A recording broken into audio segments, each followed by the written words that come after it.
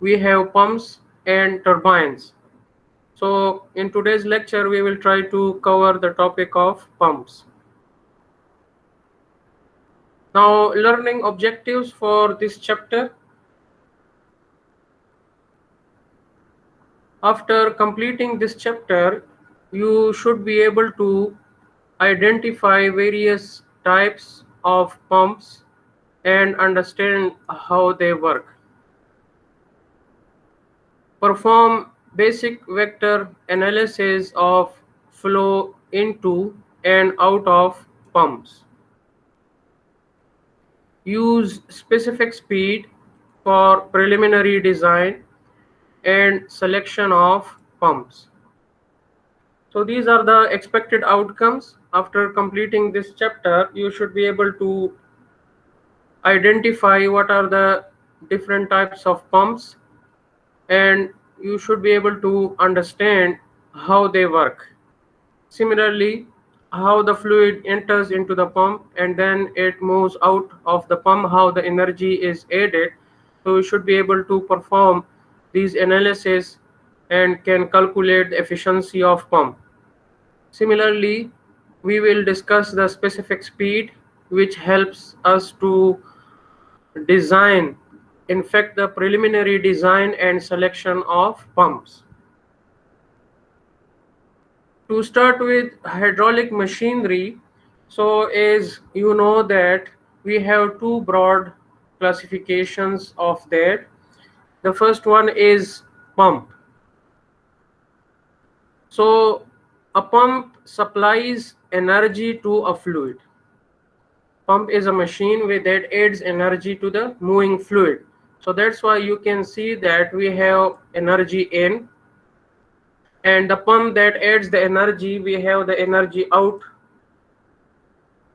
So you can see that since pump has supplied the energy to the moving fluid, so the energy out, that is greater than the energy in of the fluid. The second category is that of turbine. So turbine is a machine that extracts energy from a fluid. It takes the energy from a fluid. So as you can see that the fluid enters with energy and then it leaves with energy that is less. Clear?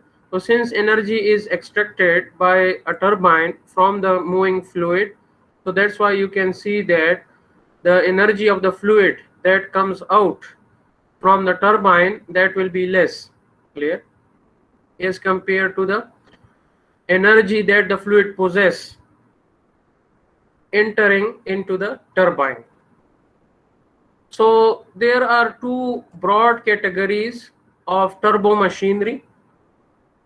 Turbo machinery means that it has a rotating element. As we move along this lecture, so you will see that in the pump there is a rotating element.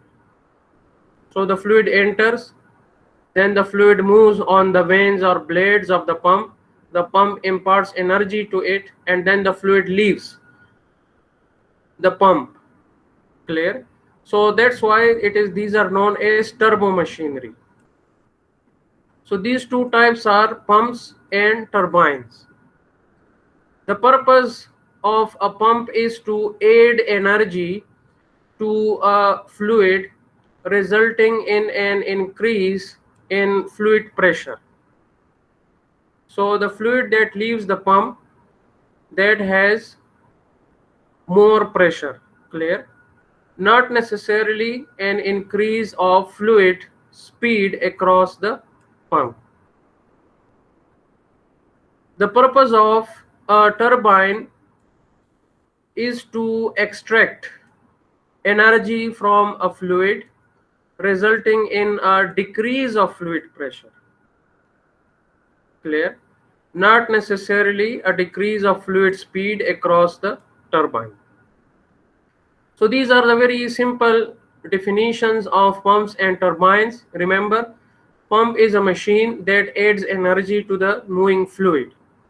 We will study these two categories in detail. And turbine is a machine that takes energy from the moving fluid. So we will first start with the pumps,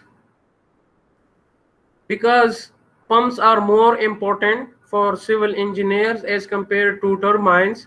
We can see the applications of pumps around us for different purposes. In this diagram, you can see that several identical pumps, they are often run in parallel configuration so that a large volume of flow rate can be achieved when necessary. So you can see here, this is pump number 1, this is number 2, and this is number 3. When we connect the pumps in parallel, it means that the purpose is to supply more discharge of that liquid. Clear? So pumps are devices designed to convert mechanical energy to hydraulic energy. So now pump is a machine that converts mechanical energy into hydraulic energy because it adds energy to the moving fluid. So the pumps are operated by the shaft. The shaft rotates the element of a pump, which we call it as impeller, rotor, rotating element. In case of pump, we call it as impeller. So that shaft which rotates the impeller, and then the pump, it imparts energy to the moving fluid as it passes through the pump. So that shaft is driven by a motor. So the motor, it converts electrical energy into mechanical energy in the form of rotating shaft. And then the pump, it converts that mechanical energy into hydraulic energy. So pump is a machine that converts mechanical energy into hydraulic energy, or in simple words, pump is a machine that helps us to lift the water from lower level to higher level. Clear? As you might have seen in our houses or even in the hostels, you can see we have overhead tanks, and to take the water from lower elevation to the overhead tank for storage purposes, so we use the pump, and then from the overhead tank the water can flow due to gravity to our kitchens and washrooms.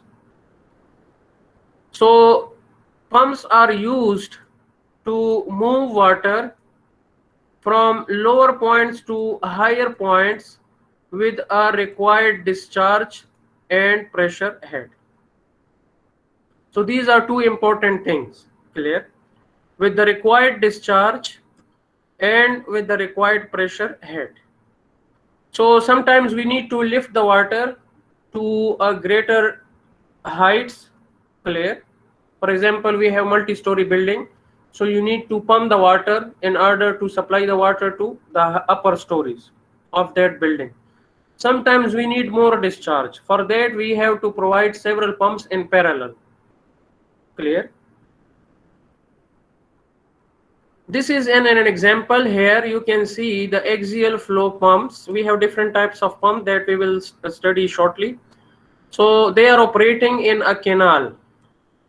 Canal is an artificial channel that supply water for agriculture purposes. So you can see here that axial flow pumps, in this case you can see that the purpose is to lift the water. Clear? If you want to lift the water from lower level to higher level, for that purpose we can supply the water with the help of these pumps. You can lift the water. Clear? Similarly, if you want to increase the discharge, so then for that purpose also we can provide pumps to increase the discharge. So you can supply more water. So pumps are used for different purposes. Clear? And we have very wide applications of pumps.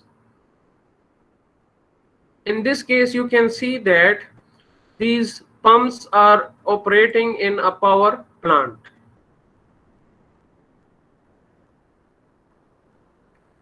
Now we come to different types of pumps. So pumps are broadly classified into two types. The first one is the rotodynamic pumps. So in this case, you can see that rotodynamic.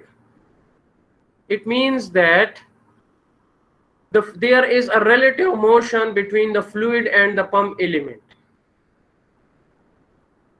As the fluid passes, then the pump imparts energy to the moving fluid. So as a result, these are known as rotodynamic pumps. And the examples can be centrifugal pump, it can be propeller pump, that is axial flow pump, or it can be mixed.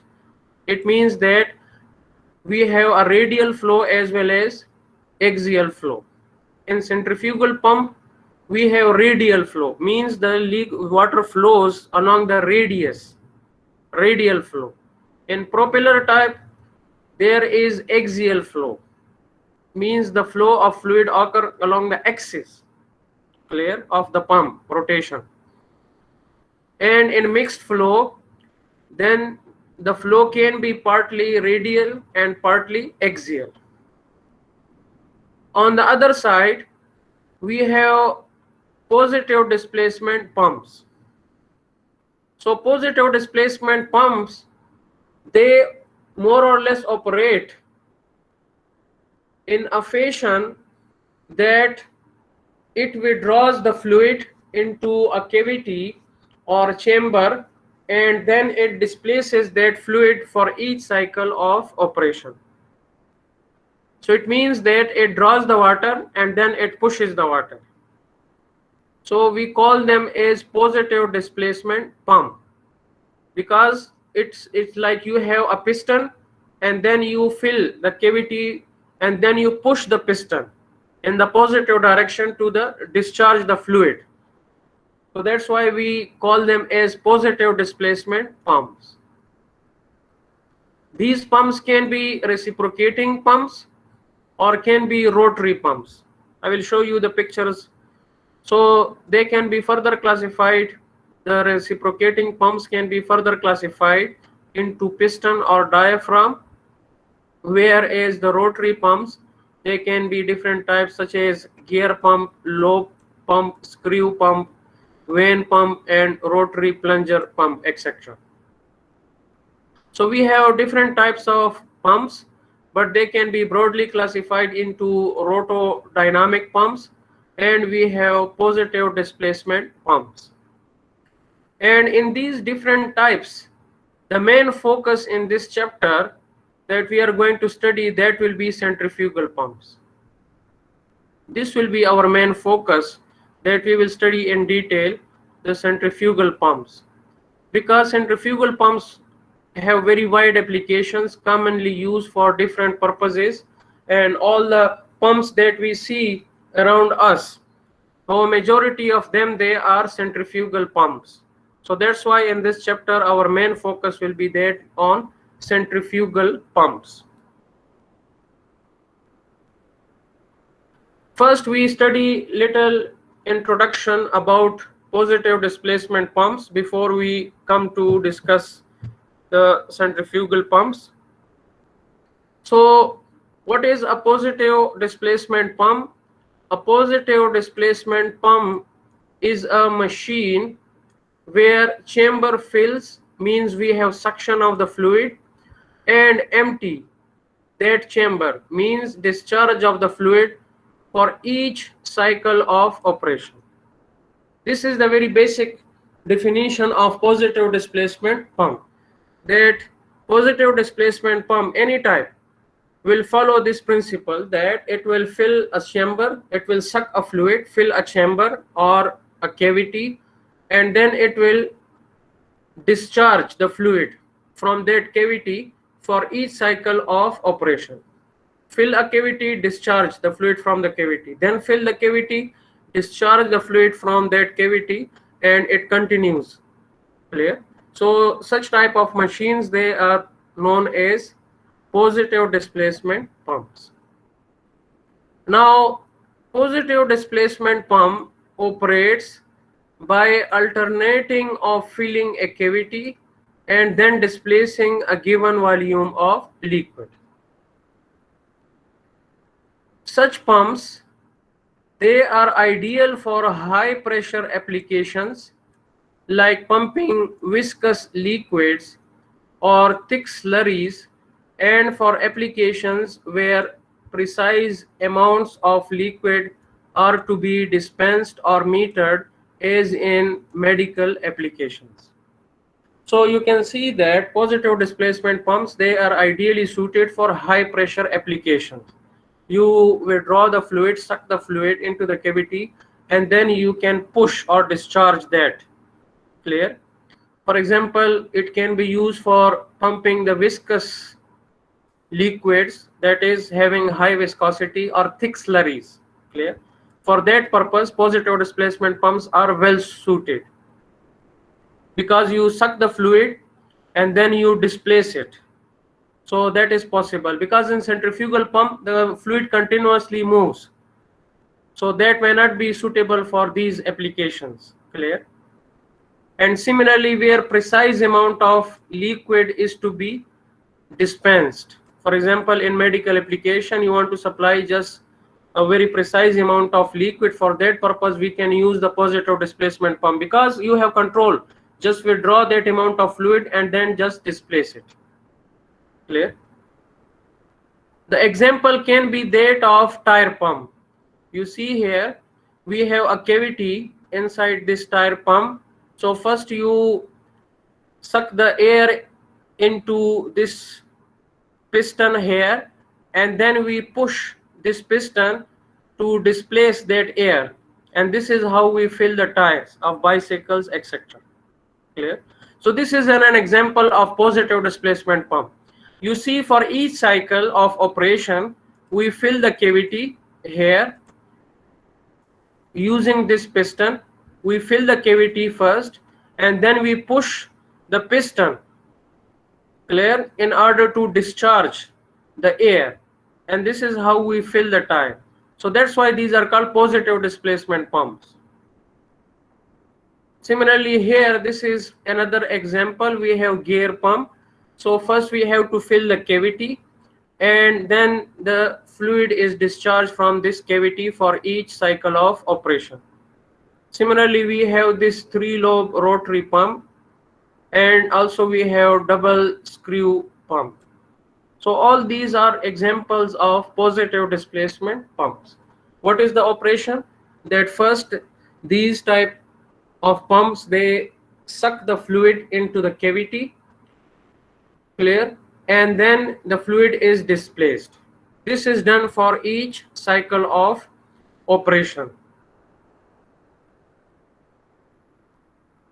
Positive displacement pumps force the fluid along by volume changes. A cavity opens and the fluid is admitted through an inlet. The cavity then closes and the fluid is squeezed through an outlet. A very typical example of positive displacement can be a human heart. You see that the human heart is an example of positive displacement pump. Blood is pumped by expansion and contraction of heart chambers called ventricles. So you can see that for each cycle of operation, blood is pumped by expansion and contraction of heart chambers. So this human heart, this is an example of positive displacement pump. First, you fill the cavity and then the fluid is discharged, and this is done for each cycle of operation. So all positive displacement pumps, they deliver a pulsating or periodic flow as the cavity volume opens, traps and squeezes the fluid. So their great advantage is the delivery of any fluid regardless of its viscosity. Clear? So whatever the fluid has the viscosity, these positive displacement pumps, they are well suited for such fluids.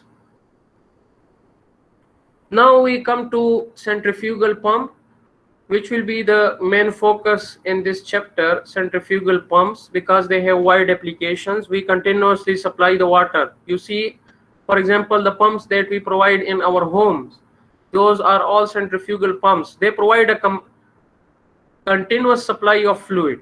Clear? Because as we saw that in case of positive displacement pumps, we have a periodic flows.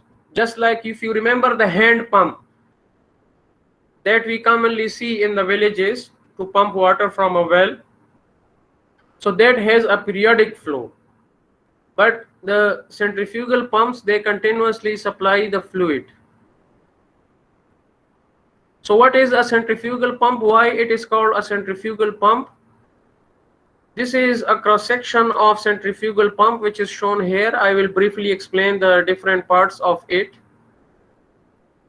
So the centrifugal pump is so called because the pressure increase within its rotor. Rotor means the rotating element, that in case of pump we call it as impeller.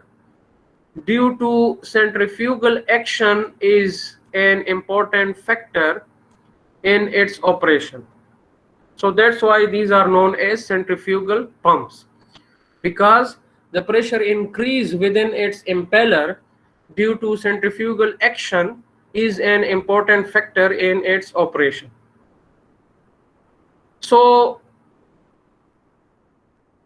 it has two main components. It has an impeller.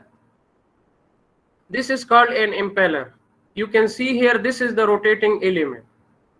In this cross section, you see this is the rotating element. This whole element, it rotates. So this is known as impeller. The general term that is used for this is known as rotor, rotating element. Clear? We generally call these as rotor. So this rotor, if it is in pump, means this rotating element for pumps,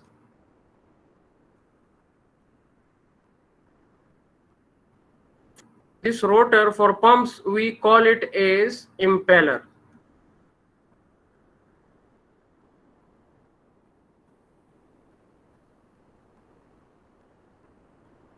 And the same rotor, if we will study turbines also.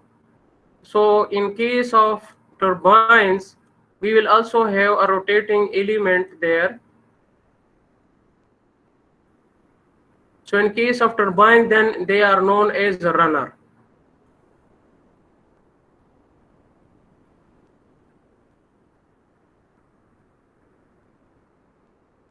So these rotating elements, these are in general known as rotor. Clear? So in case of pump, then they are known as impeller, but in case of turbine, we call the rotor as runner. So this centrifugal pump has two main components: an impeller attached to the rotating shaft and a stationary casing housing or volute enclosing the impeller. So we have this rotating element, and this element is rotated by what? It is rotated by shaft, and this shaft is rotated by motor.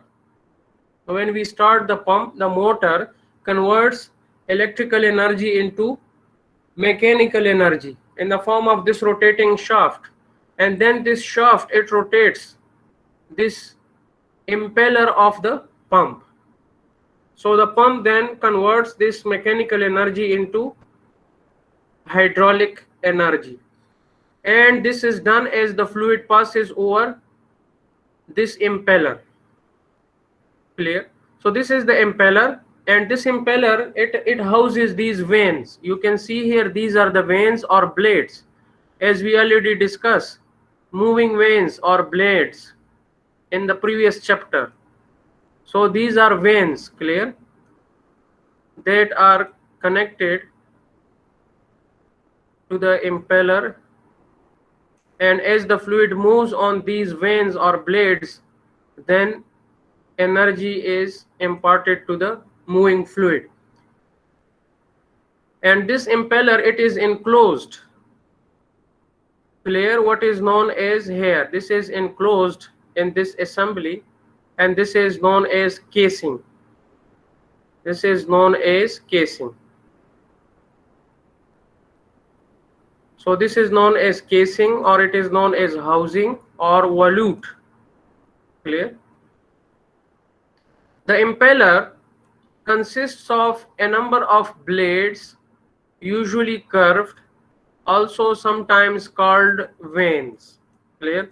Arranged in a regular pattern around the shaft. So you can see here 4 vanes or blades are shown here, and they are arranged in a regular pattern around the shaft. So as the shaft rotates, it rotates these vanes or blades, and the fluid will move on these vanes or blades, and this is how energy transformation will take place. As the impeller rotates, fluid is sucked in through the eye. So the fluid will enter at the center portion. You can see here, if you look to this from the side, you see here the fluid enters. This is the inflow. The fluid enters at the center portion of the pump, which we call it as the eye. So this is known as eye of the pump. The fluid enters into the central portion, then it moves over the vein and it is discharged. The fluid will move over these veins. You can see here the fluid, it will move over these veins all around. The fluid will flow over these veins, and energy will be imparted to the moving fluid. And because you can see here that the flow of fluid over the vein, it is radial. You can see here it is radial. You can see here the flow is radial. All the fluid, after it enters at the center, it will move in this direction. The flow is radial along the radius. That's why we have radial flow. That's why it is called radial flow. And this fluid, then it will move in a gradually increasing diameter of this casing, and finally the fluid will be discharged with high pressure. Clear? So energy is added to the fluid by the rotating blades, and both pressure and absolute velocity are increased as the fluid flows from eye to the periphery of the blades. So the fluid enters through the central portion, then it will move over these rotating vanes, which are rotated by the shaft. Clear? And as the water flows over these vanes or blades, then energy will be imparted to the fluid. So both pressure and absolute velocity will increase, but you can see here that this flow path is gradually increasing. So it means that this gradually increasing path, the velocity will be further converted into pressure, because if the cross section is increasing, the velocity will decrease. So when the velocity decreases, the pressure will further increase. Clear? So that's why the fluid leaving the impeller, that is discharged, will have a high pressure head. Clear? So this is how the centrifugal pump it works. You can see here in this diagram again the working. The fluid is sucked at the center. This is the shaft here. This is the shaft of the pump, which is rotated by a motor. So the motor converts electrical energy into mechanical energy in the form of rotating shaft. This shaft, it rotates the vanes or blades of the pump, and as a result of that, fluid is sucked into this pump here, rotating casing, and as the fluid moves over these veins here, you see, as the fluid moves over these veins, so energy is imparted to that, and finally this fluid, it leaves the pump with high energy. Clear? So this is how the centrifugal pump it works. So you can see here that in the positive displacement pump, what we studied here, that in the positive displacement pump, first you fill the cavity and then you discharge that fluid. So there was a periodic flow. Fill the cavity, then discharge. Fill the cavity, then discharge. But in case of centrifugal pump, you can see that there is a continuous flow. That's why we see more application of centrifugal pump when we need a continuous supply of fluids. Clear? You can see here that there will be a continuous supply of fluid in this case. Now you can see the operation in a video.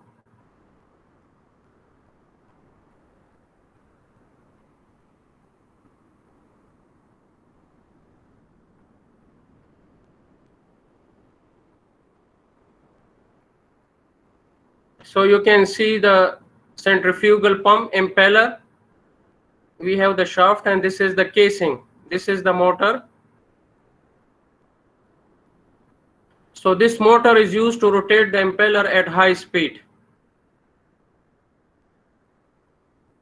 So you can see that as the impeller rotates, centrifugal force, it pushes the fluid outward.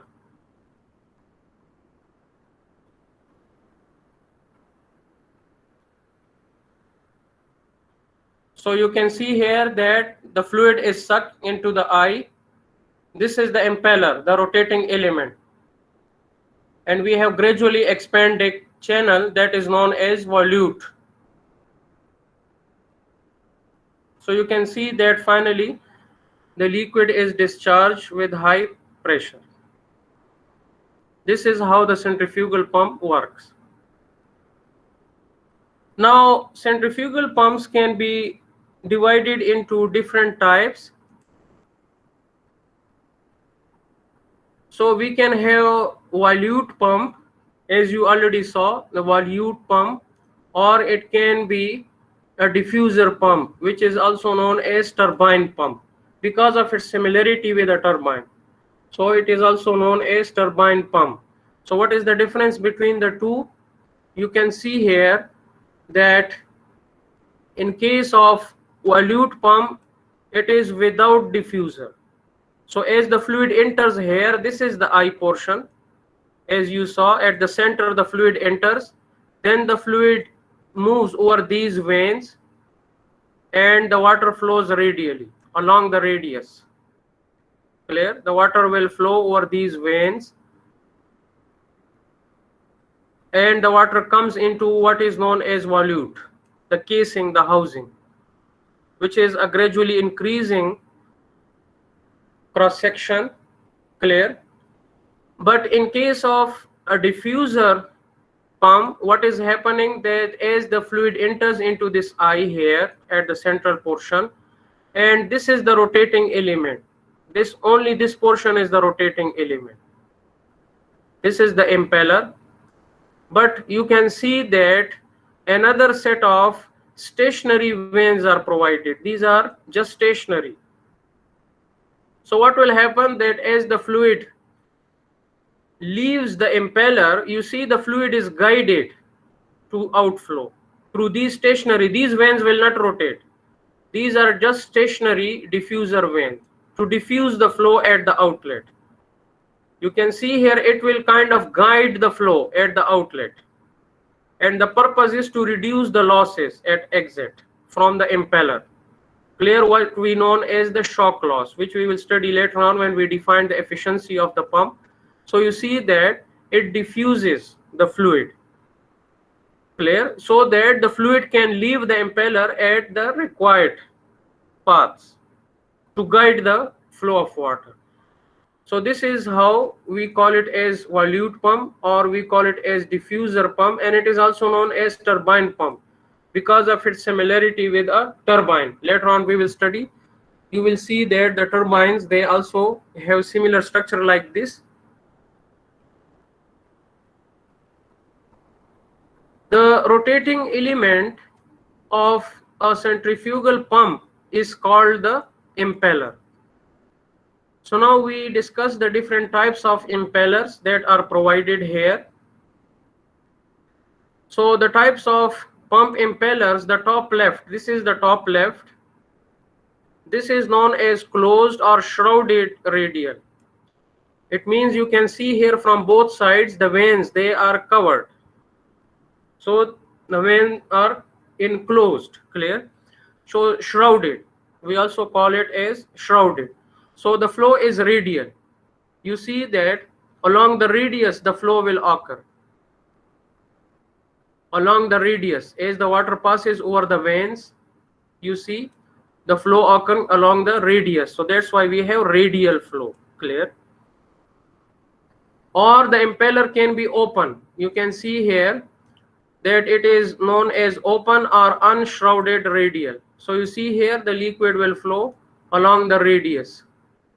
As it flows over these vanes, energy will be imparted and the flow occur along the radius. So radial flow, clear? Now at the bottom right we have propeller. You can see here, this is the bottom right, this is known as propeller, like the fan, the ceiling fan that we have. So you see when it rotates, the flow of air is along the axis, clear? So that's why we say these are propeller or axial flow, clear? You can see it has like the flow will occur in this direction. The flow will occur in this direction, clear? Along the axis, clear? And the bottom left, this one here, this is known as mixed flow. You can see here, because of the shape and orientation of the vanes, so what will happen is that the flow will be partly radial and partly axial. So that's why we call it as mixed flow pump. Such type of pumps are then known as mixed flow, because when the flow of fluid occurs, the flow will be partly radial and partly axial, clear? So these are the different types of impellers that we use for centrifugal pumps. You can see here open impeller in this diagram, open impeller. The liquid will flow along these vanes and energy will be imparted to the moving fluid along the radius, radial flow, open impeller. And in here you can see that this is known as closed impeller, shrouded, clear? So we have the front plate and we have the back plate, and enclosed are the blades or vanes of the impeller. So we have different types that are used for different pumps, that are used for different purposes. Now pump impellers can also be single or double suction. For a single suction impeller, the fluid enters through the eye on only one side of the impeller, whereas for the double suction impeller, the fluid enters the impeller along its axis from both sides.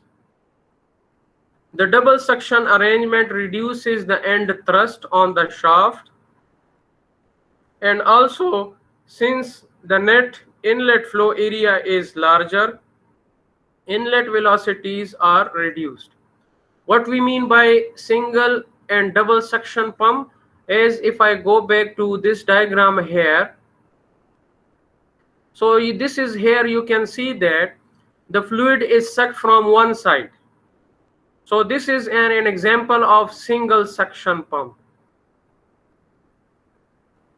This is single suction because from one side the fluid is sucked. So this is an example of single suction. If the fluid is also sucked from another side, beside the shaft, there will be another side here. and also from this side the fluid will be sucked. Also we will have suction from this side, from both sides. So that's why in that case then it will be known as double suction pump. Then it will be called as double suction pump.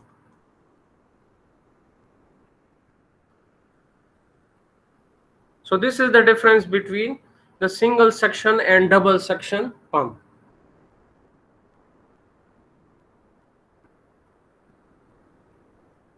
Also, pumps can be single or multi-stage. For a single stage pump, only one impeller is mounted on the shaft, whereas for multi-stage pumps, several impellers are mounted on the same shaft. So you can see here in this example, only one impeller is mounted on the shaft. So we have this shaft and it rotates only one impeller. So this is known as single stage. Clear? This is known as single stage. So we have the shaft and it will rotate one impeller. Let's say I look to this from this side here. So it will rotate one impeller. Clear? But if it also rotates other impellers, for example, it rotates this impeller and then there is another impeller connected, it is rotated by the shaft. Similarly, another impeller, they are connected, clear, so that the water enters from here, then again head is imparted to that. It is like working in a series. And then the water, after exiting from the second impeller, enters into the third impeller and so on. So you see in this case, first, second and third, three impellers are provided and finally the fluid exits. So this will be multi-stage impeller. We will call it as three-stage pump. And such type of pumps, they are used to lift the water from greater depths. For example, we have this tank here, reservoir, and you want to lift the water to this reservoir. So if you provide the single pump with single impeller, it may just lift the water up to here. But if we want to increase the head that the lift the pump provides, we can connect or provide several impellers in series so that the water can be lifted to greater depths. This is the advantage of multi-stage pumps. So for a single stage pump, only one impeller is mounted on the shaft, whereas for multi-stage pumps, several impellers are mounted on the same shaft. The stages operate in series. That is, the discharge from the first stage flows into the eye of the second stage. The discharge from the second stage flows into the eye of the third stage, and so on. So if we have two impellers connected in series that are operated by the same shaft, we will say it is a two-stage pump. If three impellers are connected, three-stage pump, and so on. So the flow rate is the same through all the stages because they are connected in series. But each stage develops an additional pressure rise. Thus, a very large discharge pressure or head can be developed by a multi-stage pumps. So these are then ideally suited if we want to pump the fluid from greater depths. A multi-stage pump can be used for that purpose. So pumps can be single stage or can be multi-stage pumps. This is now an example. This figure is from the textbook. So we have typical centrifugal pump installation. Here, this is the centrifugal pump. You can see here, the fluid is sucked from a water supply storage. A strainer is provided to avoid any solid particles entering, because if the solid particles enter along with the fluid, it can damage the blades or operation of the pump is affected. For that purpose, the strainer is provided. Clear? Water flows and then it leaves. So pumps are used to boost the pressure. You see, in water supply system, if you want to boost the pressure, for that purpose we are providing pumps. And the second is an example of axial flow pump. You can see here the vanes or blade rotates, but the flow is along the axis of rotation. The flow will occur like this, just like a fan, ceiling fan. If you see, the flow is along the axis of rotation. So that's why these are known as axial flow pump. So the motor, it will operate the shaft. The motor converts electrical energy into mechanical energy. It rotates the shaft, and then the pump, it converts this mechanical energy of the shaft into hydraulic energy. So this is how it adds energy to the moving fluid. Now we talk about the pump that it adds the energy to the moving fluid. So how we can calculate that energy? For example, the power that will be imparted to the fluid, we commonly say that this is equal to gamma QH. Gamma is the specific weight of the fluid, Q is the discharge, and H is the head available. So if we can calculate this H, then we can estimate the power that is supplied to the moving fluid by the pump. So how to calculate the head developed by a pump? The net head delivered by the pump to the fluid is simply the difference of energy on the discharge side and the suction side of the pump. So we have this as the discharge side of the pump. This is whole is the discharge side of the pump. This is the discharge side of the pump. You have to consider the three forms of the energy: pressure energy, kinetic energy, and the potential energy. And we have the suction side of the pump. So you can see here, this is the suction side of the pump. So the head that is developed by the pump, that is simply the difference of the energies on the discharge side and the suction side of the pump. So that's why the head that is developed by the pump, that will be equal to P by gamma V square by 2G plus Z on the discharge side minus P by gamma plus V square by 2G plus Z on the suction side. This is true for all cases, and it will take care of all the losses, etc., because this is the net head. Clear? So just simply take the energy difference on the discharge side and the suction side. We will be able to calculate the head developed by the pump. If the discharge and the suction pipes are the same size, then this velocity head will cancel out, because the pipes are on the same size, same diameter. Then this term will cancel out. But frequently what is happening is that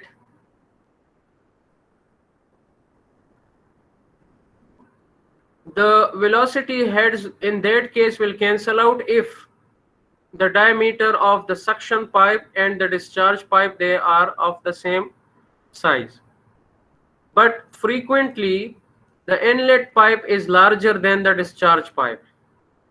You will see that the inlet pipe, this is the inlet pipe, that is having a diameter slightly greater than the diameter of the discharge pipe, because we have losses associated.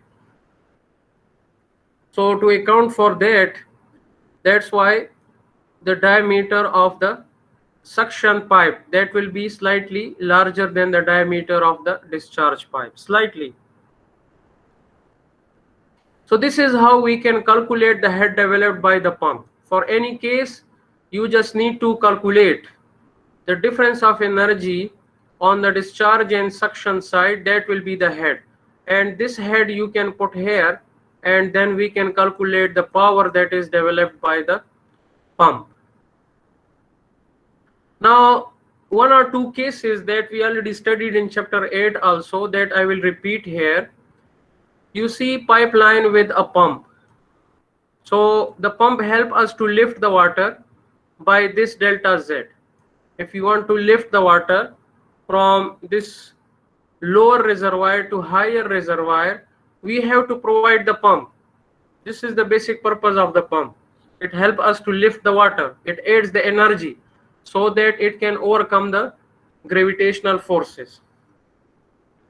So if a pump lifts a fluid from one reservoir to another, not only does it do work in lifting the fluid, the height delta Z, but also it has to overcome the friction losses, including the minor losses in the suction and discharge piping.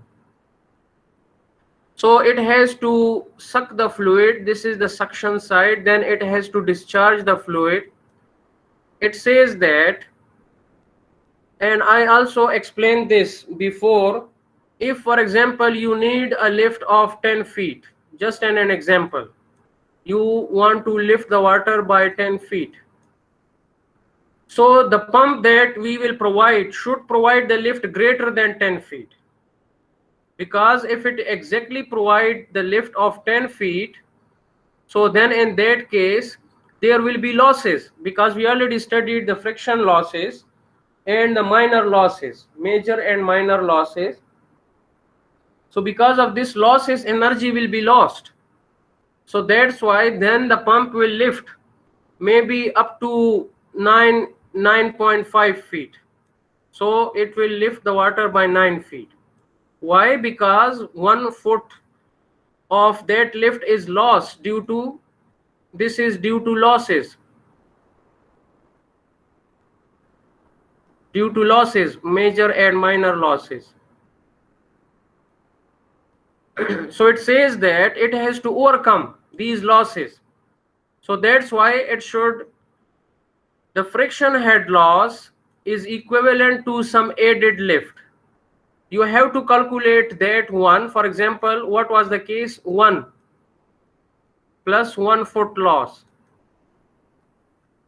This is the loss. Clear? So instead of 10, the pump should lift the water by 11 feet. So if the pump lifts the water by 11 feet, 1 foot will take care of the losses, and it will provide the required 10-foot lift to us. So that's why how to account these losses in the analysis, it is taken as some aided lift, so that the effect is the same as if the pump lifted the fluid a height delta Z plus summation of all the losses, major and minor losses. So actually the pump should provide this lift, not only just delta Z. Only then the fluid will reach to the required height.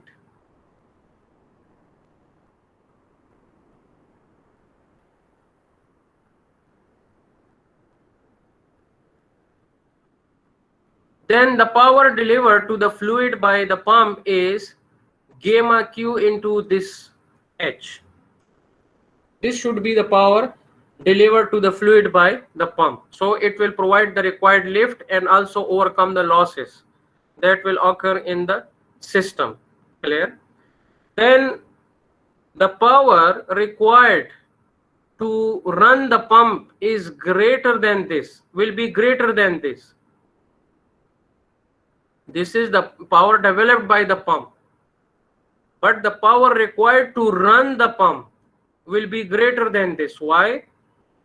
Because there will be losses in the pump itself. One is the losses in the system, that we have the major and the minor losses. But there will be losses in the pump also, because we already know that no machine is 100% efficient. If any machine is 100% efficient, we call that as ideal machine. So since there are losses in the machine itself, so the power required to run the pump will be greater than this, and that will depend on efficiency of the pump. So let's say if the efficiency of the pump is 90%. So then what will be the head required to run the pump? This head divided by 0.9. So whatever comes, that will be the power required to run the pump. It will take care of this 10% losses in the pump itself. Clear? So the total pumping head, that will be equal to HP will be equal to delta Z plus summation of HL. So it has to lift the water for the required situation, whatever, and also pump has to take care of the losses, the major and minor losses. So the total pumping head required will be sum of these two terms. Also, we can have a nozzle at the end of the pipe here. So if the pump discharges a stream through a nozzle, not only has the liquid been lifted height delta Z, but also it has received a kinetic energy. As you can see here, when the water flows in the discharge pipe, this is the velocity head. It flows with this much of kinetic energy. But because of the nozzle, you can see the nozzle. What is the purpose of nozzle? You might have studied nozzles, mouthpieces, etc. in your fluid mechanics 1 course. So this nozzle, it converts the pressure head into the velocity head, because you can see here the water rushes out from the nozzle, means with more velocity. So that's why you can see here that the velocity head here is more as compared to this velocity head before the nozzle. So it means that the water has received this kinetic energy also. So in this case, then the total pumping head will be delta Z plus V square by 2G plus summation of HL. So anyhow, in any case, if you want to calculate the head that is developed by the pump, so the total pumping head may be determined by writing the energy equation between any point upstream from the pump and any point downstream of the pump. So whatever the case may be, just you write down the energy equation upstream of the pump and downstream of the pump between the 2 points. You calculate the energy difference, and that will give us the pumping head. Clear? Next, we discuss pump efficiency, how we define the efficiency of a pump and how we can calculate the efficiency. So efficiency, simple definition is output divided by input. For any case, any machine, we can simply define the efficiency as equal to output divided by input. Clear? So the power input to the pump delivered to the pump shaft by the motor is called the shaft power. That is known as the shaft power, also known as the brake power. So that is the power input into the pump. And from where it comes from the motor, because the motor converts electrical energy into mechanical energy in the form of this rotating shaft. So this shaft then drives the pump. So this is the power input. That's why it is known as the shaft power, also known as the brake power. Clear? And what is the power output from the pump? That is the power delivered to the fluid. that is the output power. The power output from the pump that is delivered to the fluid.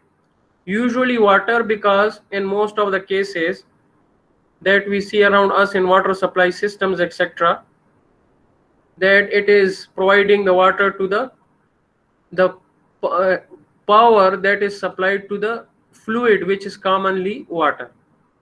So that's why it is known as fluid power or water power. The efficiency of the pump is then given by output power divided by input power. So this is how we simply define the efficiency of the pump, that is the output power divided by the input power. So the output power is the fluid power, and the input power is the output power is fluid power, because water is supplied with the power by the pump, and then the input power is the shaft power. So the output power that is given by gamma QH, as we just discussed, and the shaft power that is torque into omega, the rotative speed, torque into omega. Clear? You might have studied this in case of torsional stresses chapter in mechanics of solid. There you might have calculated this. So the input power that is given by torque into omega. Omega is the rotative speed, torque. T is the torque. So this is the input power and this is the output power. So gamma is the specific weight of the fluid, Q is the discharge, H is the head developed by the pump, T is the torque exerted on the shaft of the pump by the motor that drives the shaft, and omega is the rate of rotation of the shaft in radians per second. So omega is what? This is in radians per second. Remember, in this chapter of the textbook, whenever you see omega, that will be in radians per second. Clear? So that is equal to 2 pi n by 60, where this n is the rotative speed, but it is in RPM, revolutions per minute. The rotative speed that can be given in revolutions per minute. So in one revolution we have 2 pi radians, and then per minute, so in 1 minute you have 60 seconds. So this is how then we can convert this RPM into radians per second using this formula here, 2 pi n by 60. So maybe in the problems, the n, which is the rotative speed, can be given in RPM.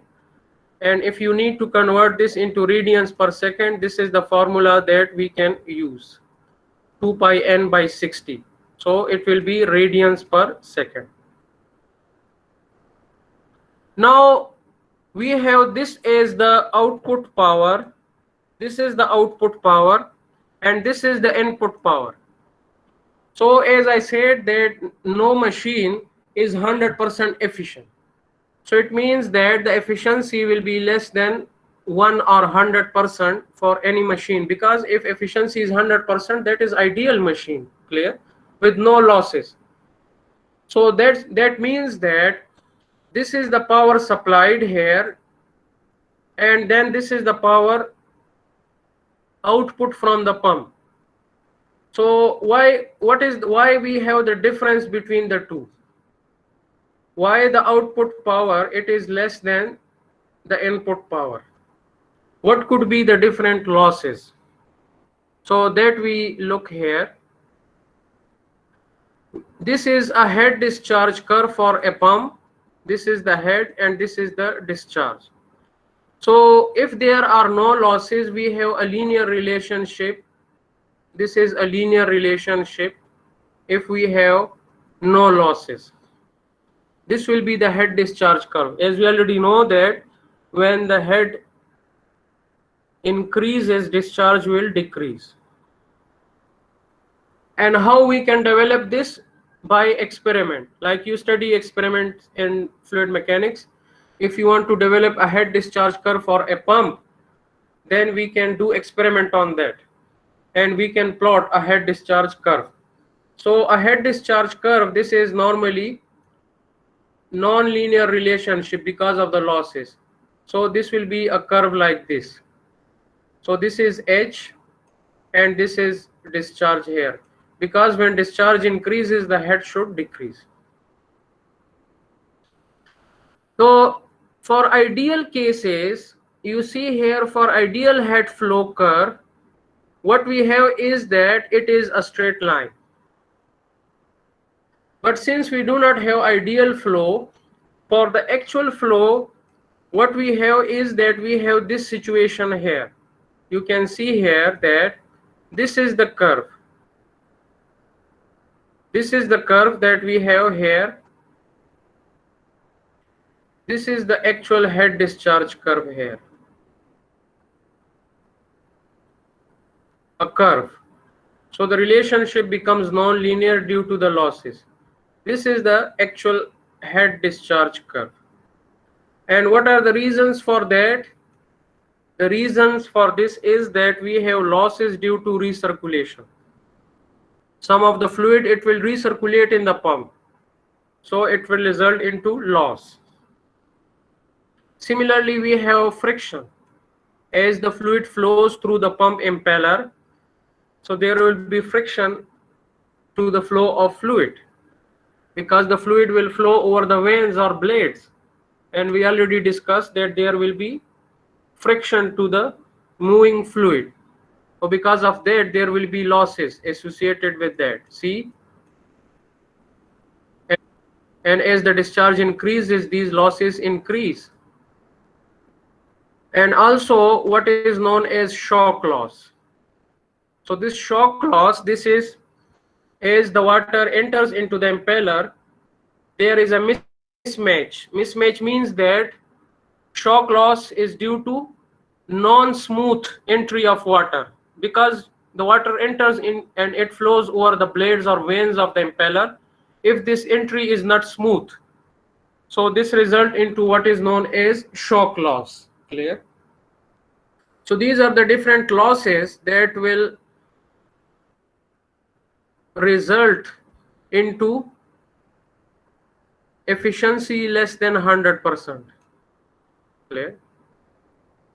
So this figure shows the head at any flow rate in the real machine may be significantly lower than is predicted by the idealized analysis. Why it will be lower? Some of the causes are: at very low flow rate, some fluid recirculates in the impeller. Friction loss and leakage loss both increase with the flow rate. So as the discharge increases, you can see here the friction losses that will increase, because we already studied that HF. What is HF? This is equal to F L by D into V square divided by 2G. Clear? So it means that this HF is proportional to V square. So this is proportional to V square, and V is equal to Q. So it means that this HF, it is proportional to Q square. Clear? V is equal to Q by A. So as the discharge increases, you can see that the head loss will increase. That's why you see here, as the discharge increases, the friction losses, they increase. And we have the shock loss. It results from a mismatch between the direction of the relative velocity and the tangent to the impeller blade at the inlet. So as the water enters, as we already know that we have these vanes or blades, so as the water enters, it should enter tangentially. Then the water flows over these vanes and then leave tangentially. So if there is a mismatch here at this point at entrance, then this will result into what is known as shock loss. So because of these factors, that's why we have efficiency of the pump that is affected. Clear?